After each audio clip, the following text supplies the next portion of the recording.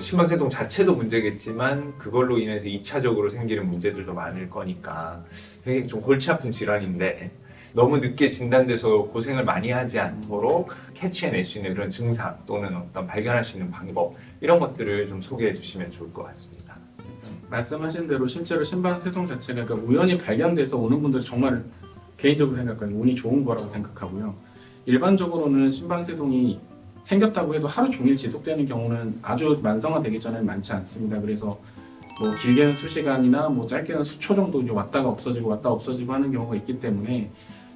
그러니까 우연히 발견되는 경우는 치료를 받게 되면서도 증상이 없어서 이제 나는 왜 치료를 받아야 돼? 라고 생각하는 경우가 많은 반면에 반대로 나는 하루 종일 증상이 있는데 병원 와서 찍으면 정상인 거예요. 그래서 치료를 좀 못하거나 놓치는 경우도 있기는 한데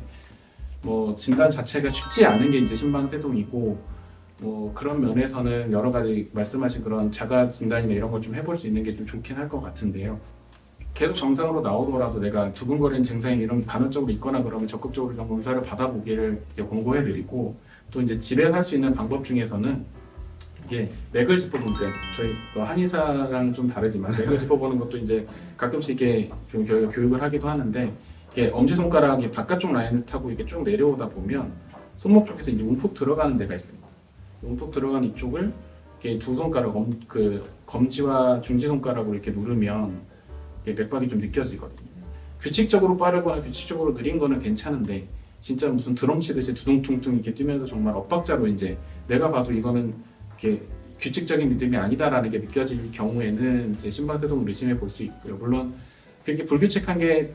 단순 심방세동이 아닌 다른 여러 가지 부정맥도 있을 수도 있지만 일단 그런 게 느껴지면서 내 증상이 심하다 그러면 일단 적극적으로 좀 검사를 해서 좀 해야 되는 경우가 많이 있고 이 스마트워치는 기본적으로 정상을 정확하게 체크를 하긴 하지만 조금만 이상해도 다 심방세동이라고 보고를 하는 경우가 많아서 일단은 그래도 그런 게 보이면 이제 전문가한테 가서 확인을 하고 추가 검사를 해보는 것들이 좋을 것 같습니다. 뭐 저도 이렇게 환자분들 한 번씩 외래에서 만나면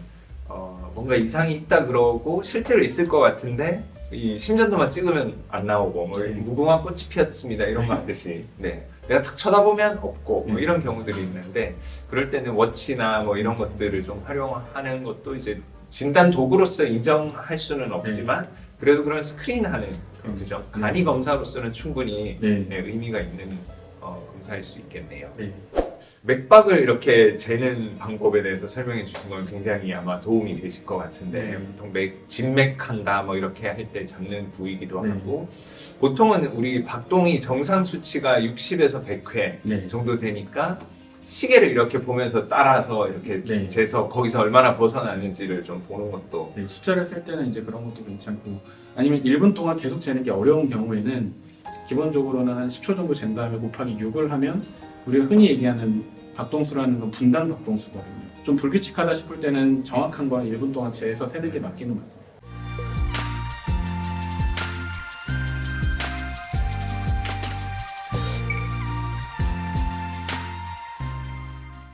우리가 평소에 궁금해하는 의료 상식, 의료 정보를 더 많이 알고 싶으신 분들은